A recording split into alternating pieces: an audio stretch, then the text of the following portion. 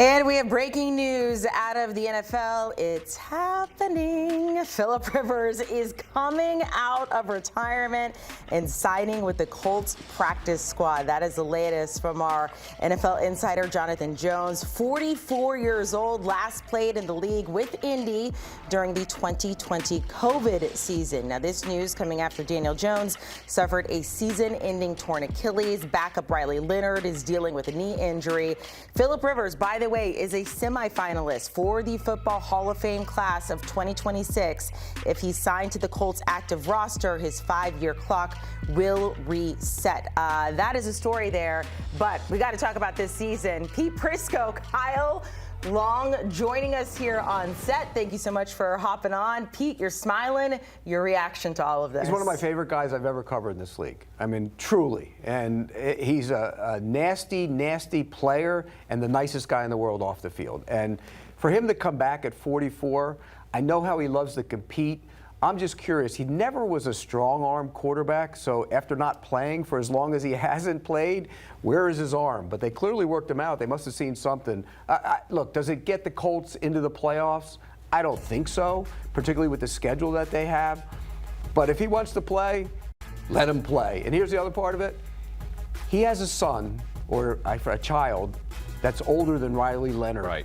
Yes. I mean, that's incredible. Let me also add, his birthday is December 8th. So he is about to turn 45 years old. Tom Brady, the oldest quarrteback to ever start a game. No, yesterday he turned 44. Oh, was that yesterday? It's 44. Okay. Oh, yeah, it was his 44th birthday. He's still a spring chicken. Y'all, I can't do math.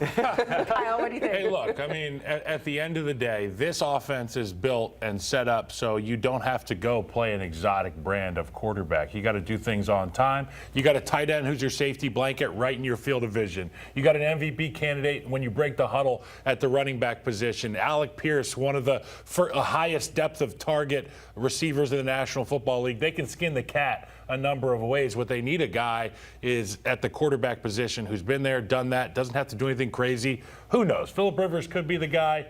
It could be fun. You don't think so? Probably not. No. But I mean, you know, don't go chasing waterfalls. Stick to the rivers and the lakes that you're used to. I like that. Look at that. Wow. Coming out with the lyrics, spitting out the game. Look, and the good thing, too, is we have Philip Rivers in a Colts uniform. No need to Photoshop. No need to look like what he would be in an Indianapolis uniform. Kyle, I will say this, though. Like, he's never been fleet of foot, so he's not going to be worried about running and scrambling. But in terms of game shape, what concerns would you have about Philip Rivers, even though he's going to be practice squad? Game shape, I mean, I got 2 daughters that are under 4 years old, and I'm damn near close to game shape just because I got to chase him around all the time. He's got how many kids? How many? He's got a grandson. 10 kids. That guy's in incredible shape. Plus, he coached high school football, so he's around it and been on the practice field. These and done a lot of quarterbacks, stuff. they're not as beat up as offensive linemen after their career, so they're still up throwing the football around. I'm sure he's running some routes, messing around. The guy's ready to play. Yeah, he trained Drake May. Ready to play. Last year, leading into the draft, he trained Drake May, so he trained with him. So he's been throwing the football. That's the issue, though. That Indianapolis offense, it loves having a little bit of mobility at the quarterback position. Daniel Jones may not be lauded as a dual-threat guy, but he is a dual-threat guy. Philip, he ain't that. So how much is going to change with this offense then? Like, how do they work it? How do they keep him safe, keep him upright? Well, they're pretty good on the offensive line, yeah, and so they'll protect them. And what it's going to do, it's going to impact, I think, Jonathan Taylor in large part because when you have the threat to run to the quarterback position, it helps open up the run game, and you don't have that anymore. But if I'm the Colts, that's what I'm doing. I'm giving the ball to Jonathan Taylor over and over and over again, and that's been a little bit of a curse of theirs this year. They've gotten away from that at times when they shouldn't have.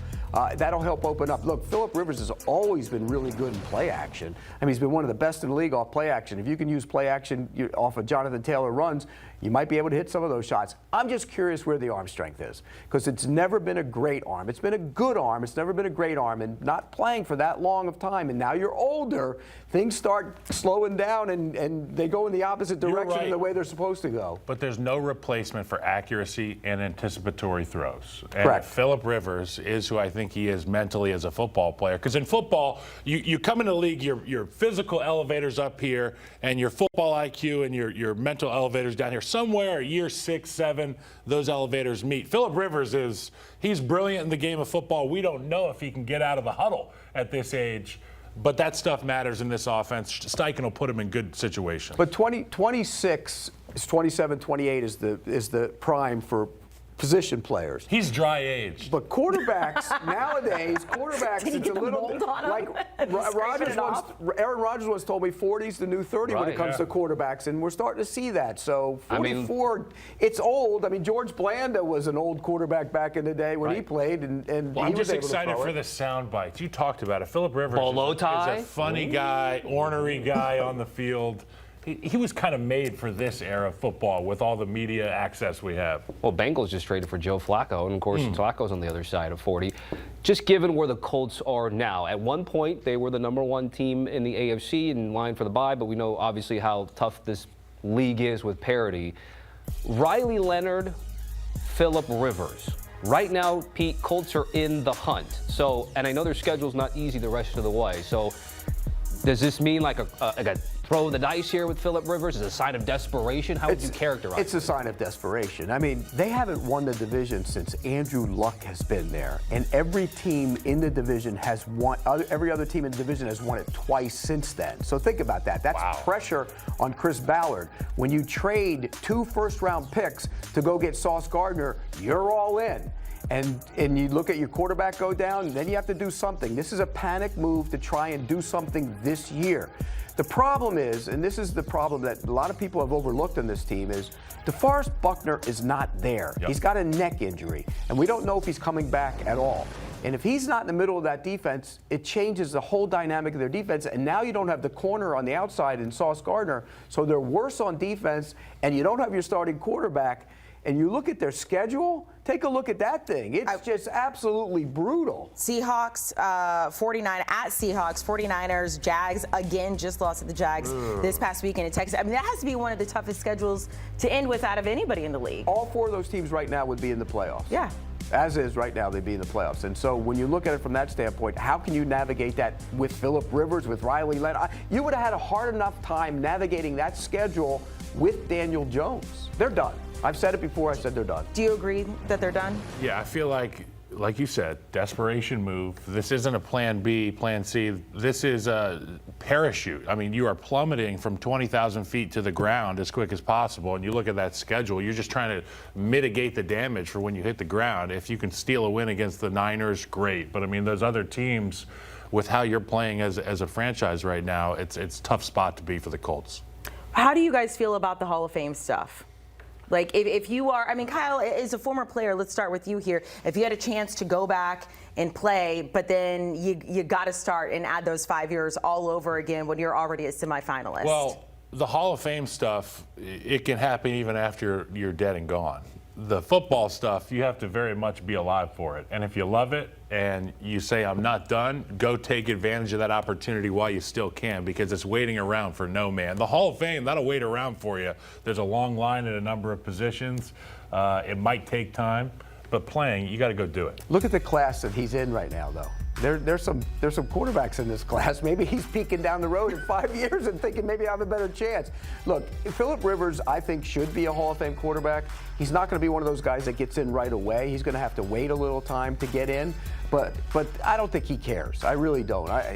You know, he's been around this game his entire life. His dad was a coach. He just loves ball. He loves to play, and I think that's what this is all about. He's got an opportunity to go back and play, and I'm curious to see what he does. I hope for his sake that it's not a sad ending if he does play, because he was such a great player and such a great competitor. Remember, this guy played in a playoff game with a torn ACL. Yeah. I mean, that tells you the kind of competitor he is. And as somebody who has one, you know firsthand, Amanda, what a torn ACL is like. Why would you do that? Why?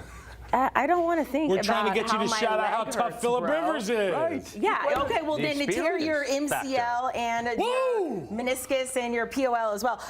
First game this Sunday against the Seahawks. I mean, that's Come on, baby. At that place, by the way, against that defense. I mean, it's a brutal way to go in there and play if you go in and play. And we don't know if he's definitely going to play or not. I mean, we assume that, but we don't know for sure. Did he just want to get away from the kids? Stop No, it. not him. From a confidence standpoint, do not put him out. He lives on a big farm ranch and everything. He just loves ball. He wants to play It's going to be a lot of fun to watch, Right? regardless. A phenomenal storyline to end the season here. We have more breaking news news on the other side with this. Phillip Rivers heading back into the league. Most passing touchdowns. Tommy, take a look at what we're looking at. I mean, those are you some read better than I do. names right there. And, of course, well behind guys like Favre, Rodgers, and Manning. But, again, that stellar 04 class that he came out there and put together one heck of a career that included some super teams in San Diego that fell just short. But here we go. Could be interesting to see if he gets elevated from practice squad.